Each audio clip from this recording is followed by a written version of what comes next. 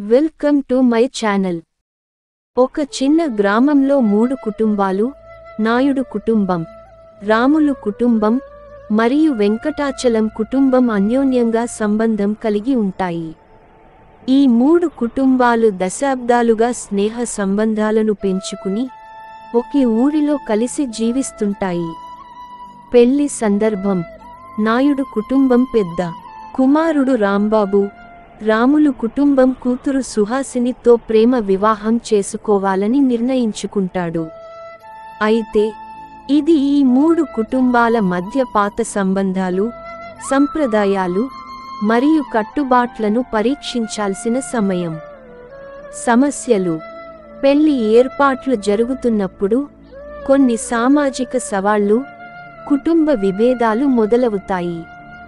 ఈ సమయంలో వెంకటాచలం కుటుంబం మధ్యంతరమైన ఒక న్యాయ పరిష్కారాన్ని అందించడానికి, తమ పరస్పర స్నేహాన్ని నయం చేయడానికి ముందుకు వస్తుంది. పరిష్కారం: అంతా కలిసి అందరూ తమ తక్కువతనాలు విడిచిపెట్టుకుని పెళ్లి వేడుకను సంతోషంగా నిర్వహించడానికి ప్రణాళిక చేస్తారు. ఈ సమయంలో వారి మూడుముళ్ల బంధం మరింత బలపడి కుటుంబాల మధ్య అర్థసాధనం, స్నేహం బలంగా మారుతుంది. ముగింపు: పెళ్లి వేడుక సంతోషంగా ముగియడంతో 3 కుటుంబాలు కొత్త ఉదయంతో తమ సంబంధాలను మరింత బలపర్చుకుంటాయి. వారి బంధం కొత్తగా పుట్టిన ముళ్లతో వారి జీవితాలను ఇష్టంగా, ఆనందంగా మారుస్తుంది.